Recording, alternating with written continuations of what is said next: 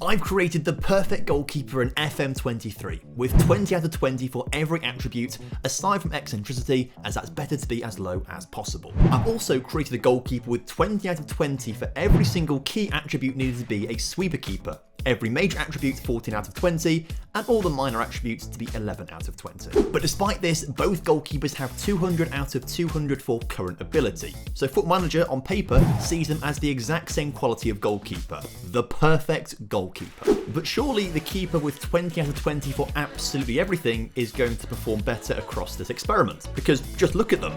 The 20 out of 20 keeper is miles better. Now, I've made them both American, playing for rival Florida teams Inter Miami and Orlando City FC, because America have a really good goal generation, although the goalkeeping is a little bit lacking, although Gabriel Slaninia is going to be a really top quality prospect in the future. But armed with two perfect goalkeepers, will the USA be able to win a World Cup? But more importantly, who is going to have the better career? Well, let's simulate into the future and find out. So I gave both of these players 3-year contracts, so I've gone 3 years in the future to find out where they are. And currently, the perfect goalkeeper with 20 out of 20 for everything is still at Orlando City FC, but the perfect goalkeeper with only 20 out of 20 for some attributes is at Liverpool. This is already bizarre. Now, one thing to notice looking at the graph is that the perfect goalkeeper has dropped to 19 out of 20 for their mental attributes. You can see here that bravery has dropped to 19. Now, both these players do have freeze attributes turned on, so they never lose any attributes at all. However, bravery is affected by injuries. If a player gets a bad injury, their bravery will go down, and that isn't reflected in the freeze attribute. So obviously he's had a big injury at some point, and it's dropped his bravery by 1. We can also see, looking at this goalkeeper, that he is joining Newcastle at the end of his contract on a free transfer. So I guess that's maybe important, but he's had a couple good seasons here at Orlando City FC. You can see last season he played 21 games, so I assume that's when he got his injury. But hopefully he's had a pretty good time with Orlando and maybe won an MLS Cup. The other goalkeeper, though, moved to Liverpool quite early on, actually, in this experiment, as you can see. He moved for £42 million from Inter Miami to Liverpool and has been their number 1 by looks of things and done very well. But the perfect keeper with 20 out of 20 for everything who was at Orlando City FC has done better, winning 2 MLS Cups. So clearly, he maybe is the better keeper right now on the grounds that he's got more trophies. But weirdly, our 20 out of 20 keeper for everything has got 14 caps for the USA, but the keeper who on paper is nowhere near as good has got 20. So clearly the US seem to prefer this guy, and clearly most of the world do, because Liverpool bought this guy first. So let's jump another 5 years in the future. They're both 26 years old now, and as you can see, the perfect goalkeeper is still at Newcastle after he moved on a free transfer at the end of his contract from Orlando City. Has gone on to make 189 appearances, conceding 147.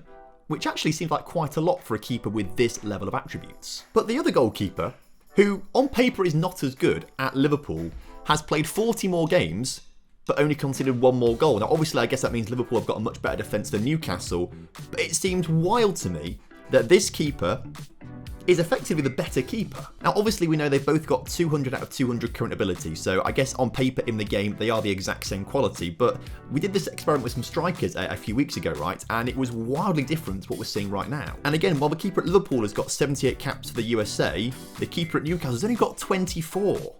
So even the USA seem to prefer this guy. I'd be really interested to know exactly what it is, because if you have these players in your game, I mean, if it was me, I would be playing the guy with 20 out of 20 for every single attribute. So I guess the AI just doesn't look at these attributes and it just looks at pure current ability. And they both have the exact same hidden attributes too, so there's no difference there that could be favouring one over the other. Liverpool, by the way, have just come 4th in the Premier League, Newcastle in 5th, but as you can see, Liverpool have won a lot of titles along the way. So all of a sudden, things seem to have flipped. Whilst the perfect keeper with 20 out of 20 for everything got the most awards and trophies in America, over in England, well, it's a different story. Newcastle have finished as high as 2nd in the past few seasons though, dropping down to 3rd, 4th and then 5th, so they are a pretty decent team still.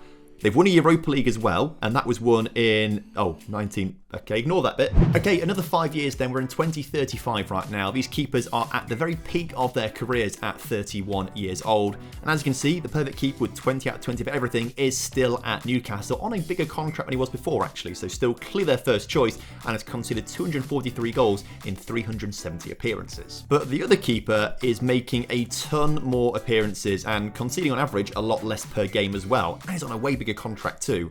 Bravery's dropped down to 7, so must have had some big injuries along the way, and clearly that's affected his stamina as well, because that's also dropped to 8 out of 20. But the tables have turned, and Newcastle have now become the dominant team in England, so maybe it's going to be quite tight when it comes to the end to see who's won the most amount of trophies. And so going forward another 5 years to the stage where these keepers are still playing and they're 36 years old. This past season, it's very balanced, but it does seem like the perfect keeper with 20 out of 20 for everything has had the slightly better season for Newcastle. But it still looks like the keeper without 20 for everything has been preferred by the USA. 143 appearances compared to just the 85 for the perfect keeper. So let's do a little bit of comparison there, looking at the biography of these players, which is a lot of text, but what we can see from this is that goalkeeper with 20 out of 20 for every single attribute, the perfect keeper, has won 51 competitions throughout their career, including 2 Club World Championships, the North American Gold Cup 5 times, and 8 Premier Leagues between 32 and 40, so virtually every single year. And there's not a number here for individual awards, it just says several awards, but I've gone through and counted, and this keeper's won 70 individual awards across their career, including 10 Premier League Golden Gloves and the World Golden Glove on 5 occasions. But the other keeper who's not quite got 20 out of 20 for every single attribute has only built up 40 team competition awards, although that's still very impressive, and just the measly 62 individual awards. But it is really interesting to see actually that the perfect keeper without 20 out of 20 for every single attribute was actually the better goalkeeper to start off with. They were the first ones to start winning the awards. It wasn't until later on in their careers that the keeper with 20 out of 20 for everything was starting to rack up all of these awards. Although I am very interested that Tim Kroon, who's a regen, has beaten both of these keepers to the top 3 there. Ariel Lopez as well, who was at Bayern Munich, he beat both the keepers to the award. And also Diogo Costa, who's a real life player playing for Portugal, also won the award. The Goalkeeper of the Year award is a slightly different award, but that was absolutely dominated by the 20 out of 20 attribute keeper. But none of them were ever good to go on to win the Ballon d'Or, which just proves that keepers really are underrated. But looking at the Premier League, Liverpool are still a top-rated team, but it's Newcastle who have won 8 out of the last 9 at Premier League, which is pretty mental. And they aren't even owned by Saudi Arabia anymore. They've got some United States owners instead, so clearly they pumped some money in to really help the club out. But did the United States ever win a World Cup? No, they didn't. I don't think they ever got close because they're not in 3rd place or 2nd place at all since we started this experiment off. But England have won it twice, which is quite nice. And Scotland got to a final losing to Italy. So I guess his keepers weren't very good at all, were they really, if Scotland can get to a final?